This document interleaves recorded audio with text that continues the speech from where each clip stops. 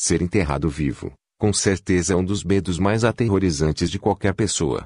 Edgar Allan Poe escreveu sobre o assunto, que também foi o assunto de muitos filmes de terror. Mas surpreendentemente, casos reais desse terrível erro são mais comuns do que se podemos imaginar. Alguns anos atrás, quando o embalsamamento não era tão comum e a medicina ainda não era tão avançada, houveram numerosos casos em que as pessoas tiveram a terrível experiência de recuperar a consciência em seu próprio caixão, logo após ter sido sepultada. Esta lista inclui 10 desses casos. Algumas fontes desta lista provêm de artigos de jornais ou revistas e incluem o texto exato que dá uma ideia do período de tempo. Outra fonte principal usada para esta lista é um livro escrito no ano de 1905 chamado Enterro Prematuro e Como Pode Ser Evitado, que inclui vários casos reais de sepultamentos. Eu sou o Mas e você é bem-vindo ao canal Top Top. Não deixe de se inscrever no canal e ativar o sininho para não perder as novidades. 10 pessoas que foram enterradas vivas. 10. Virginia MacDonald. 1851. Virginia MacDonald viveu com seu pai na cidade de Nova York e adoeceu, morreu e foi enterrada no cemitério de Greenwood, no Brooklyn. Após o enterro, sua mãe declarou que acreditava que a filha não estava morta quando foi enterrada, e persistentemente afirmava isso. A família tentou em vão assegurar à mãe a morte de sua filha. Por fim, a mãe insistiu tão fortemente que a filha foi enterrada viva, que a família consentiu que o corpo fosse exumado. Para desespero deles, eles viram que o corpo estava caído de lado, as mãos gravemente mordidas e todos os indícios de que ela havia sido enterrada viva. 9. Madame Blondin. 1896. Quando se pensou que Madame Blondin estava morta, ela foi enterrada no cofre da família Blondin na Capela do Espírito Santo em Basingstoke, Inglaterra. O cofre ficava embaixo de uma escola para meninos. No dia seguinte ao funeral, quando os meninos estavam brincando, eles ouviram um barulho vindo do cofre abaixo. Depois que um dos meninos correu e contou à professora sobre os ruídos, o sacristão foi chamado. O cofre e o caixão foram abertos bem a tempo de testemunhar seu último suspiro. Todos os meios possíveis foram usados para ressuscitá-la, mas não teve sucesso. Em sua agonia, ela rasgou freneticamente o rosto e arrancou as unhas dos dedos. 8. Artigo do New York Times. 1886. Woodstock, Ontário, 18 de janeiro. Recentemente, uma garota chamada Collins morreu aqui, como era suposto, muito repentinamente. Há 1 ou 2 dias o corpo foi exumado, antes de ser removido para outro cemitério, quando se descobriu que a menina havia sido enterrada viva. Sua mortalha estava rasgada em pedaços, seus joelhos estavam puxados até o queixo, um de seus braços estava torcido sob a cabeça e suas feições apresentavam evidências de tortura terrível. Fato interessante, no século XIX, o Dr. Timothy Clark Smith de Vermont estava tão preocupado com a possibilidade de ser enterrado vivo que providenciou para ser enterrado em uma cripta especial que incluía um tubo de respiração e uma janela de vidro em sua lápide que iria permitir que ele perscrutasse o mundo dos vivos 2 metros acima. 7. Artigo do Daily Telegraph. 1889.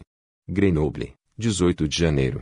Um soldado foi enterrado vivo outro dia em uma vila perto de Grenoble. O homem ficou intoxicado com conhaque de batata e caiu em um sono profundo. Depois de 20 horas adormecidas, seus amigos o consideraram morto, principalmente porque seu corpo assumia a rigidez usual de um cadáver. Quando o sacristão, entretanto, estava colocando os restos mortais do soldado malfadado na cova, ele ouviu gemidos e batidas procedentes do interior das 4 tábuas. Ele imediatamente fez buracos nas laterais do caixão, para deixar entrar ar, e então arrancou a tampa. O soldado, entretanto, havia deixado de viver, tendo horrivelmente mutilado sua cabeça em seus esforços frenéticos, mas inúteis, para abrir seu caixão. 6. Artigo do Sunday Times. 1838. Tominens, 30 de dezembro. Um terrível caso de sepultamento prematuro ocorreu há pouco tempo, em Tominens, no Baixo Garona. A vítima, um homem no auge da vida, teve apenas algumas pás de terra jogadas em sua cova quando um ruído indistinto foi ouvido saindo de seu caixão. O coveiro, apavorado além da descrição, imediatamente fugiu em busca de ajuda, e algum tempo se passou antes de seu retorno, quando a multidão, que a essa altura havia se reunido em números consideráveis ao redor da cova, insistiu em que o caixão fosse aberto. Assim que as primeiras tábuas foram removidas, foi verificado, sem sombra de dúvida, que o ocupante havia sido enterrado vivo. Seu semblante estava assustadoramente contraído com a agonia que havia sofrido e, em suas lutas, o infeliz forçou seus braços completamente para fora do lençol sinuoso, no qual eles foram envolvidos com segurança. Um médico que estava no local abriu uma veia, mas não saiu sangue. O sofredor estava fora do alcance da vida. 5. British Medical Journal. 1877. 8 de dezembro. Pelas provas consta que há algum tempo uma mulher foi enterrada com todas as formalidades usuais, acreditando-se que ela estava morta, estando apenas em transe. Alguns dias depois, a sepultura em que ela havia sido colocada sendo aberta para a recepção de outro corpo, verificou-se que as roupas que cobriam a infeliz estavam rasgadas em pedaços, e que ela havia até quebrado seus membros na tentativa de se libertar da tumba viva.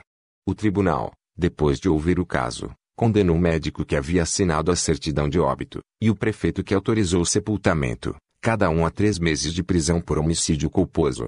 Fato interessante, hoje, quando uma definição de morte é exigida, os médicos geralmente recorrem à morte cerebral para definir uma pessoa como clinicamente morta. As pessoas são consideradas mortas quando a atividade elétrica em seu cérebro cessa. 4. Artigo do New York Times. 1884. Dayton, 8 de fevereiro. Uma sensação foi criada aqui com a descoberta do fato de que a senhorita Oakwood, uma jovem da alta sociedade, que supostamente morreu repentinamente em 10 de janeiro, foi enterrada viva. A terrível verdade foi descoberta há poucos dias e, desde então, tem sido o assunto da cidade. A circunstância da morte da senhorita Oakwood foi peculiar. Aconteceu na manhã do casamento de seu irmão com Emma Schwinn na igreja de Emanuel. Pouco antes das 6 horas, a jovem estava se vestindo para as núpcias e havia ido para a cozinha. Alguns momentos depois, ela foi encontrada sentada em uma cadeira com a cabeça encostada na parede e aparentemente sem vida. A ajuda médica foi convocada. Doutora Jewett que, após exame, a declarou morta.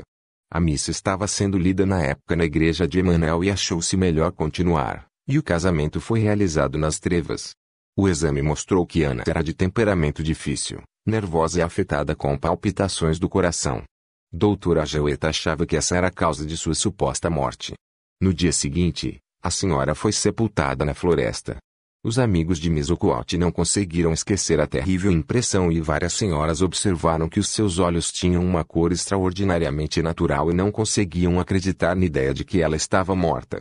Eles transmitiram sua opinião aos pais de Annie e o pensamento os atormentou de modo que o corpo foi retirado do túmulo.